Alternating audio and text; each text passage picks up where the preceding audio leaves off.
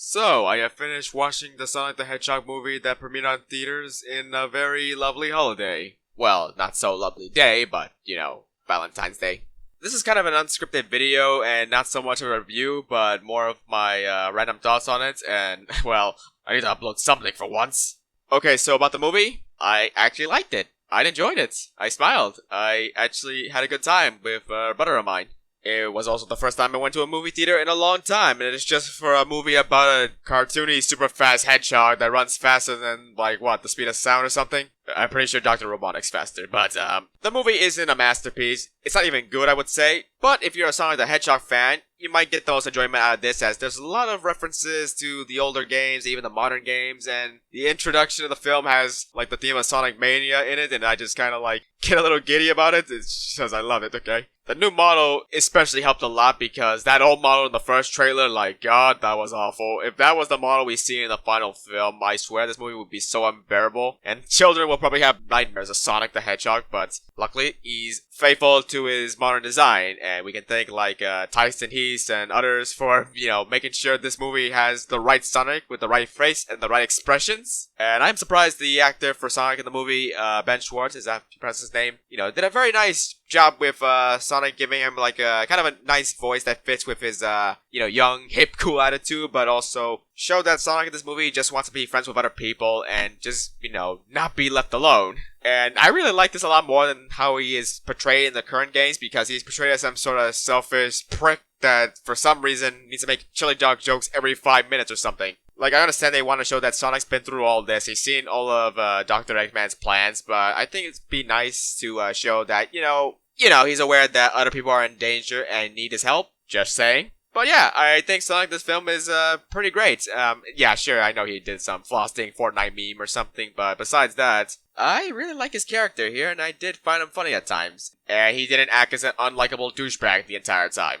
As for Jim Carrey as Dr. Robotnik, I'm a bit disappointed he didn't appear much in the film, especially since this is supposed to be Sonic's arch nemesis, and you'd think there would be a lot more of him, showing his plans, showing who he is. But I'd say for the time he was in the film, they did enough to show that he doesn't care for humans at all. He just cares about his machinery and believes that machines are superior. And they also kind of show that he is already loose in the head. I guess you gotta show that this guy is crazy and, well, wants a robot empire for some fucking reason, but, villain of the movie. It also doesn't help that the trailers pretty much show all the funny bits of Jim Carrey as Robotnik, because when I see them in the film, I didn't laugh because I kind of already seen them. I already know they were gonna happen. So this element of surprise disappear, which reminds me that movie trailers show too much. The movie trailers show pretty much the end of the film even. It showed the beginning, the middle, it's everything, all the pivotal parts. Sure, it may not show some scenes like the bar fight and all, but that still doesn't change the fact that pretty much the beginning and end of the film has been spoiled too much in the trailers.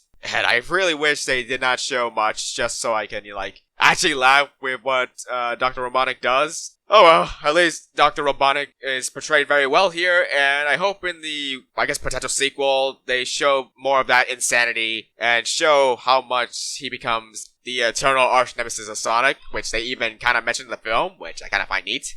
Unfortunately, I don't have much to say about the human characters besides Dr. Robotnik, since they're just kind of there to push the movie plot for Sonic, Tom, the Donut Lord guy, and yeah, I honestly don't got much to say. I say they're kind of the weakest. They're not awful, and I'm surprised they weren't, annoying or just, in the way of Sonic. It's certainly a lot better than how Sonic Hex handled it, but it only makes me wish that the whole movie takes place in, Sonic's world, but all cartoony, all bright, flashy. I mean, we see Green Hill in the beginning of the film, and then we just leave Green Hills in 5 minutes. I mean, sure, it's great that we don't stay in Green Hills for, 25 hours, but I would have liked to see other parts of Sonic's world and maybe know more about these echidnas, or why the hell they just pushed Sonic away from his owl guardian that Sonic has for some reason. I didn't really care when they die. I mean, who really cares, to be honest? As for the rest of the plots, well, I like that the rings were used like those big giant rings you see in Sonic 1 where you jump in to go to a special stage.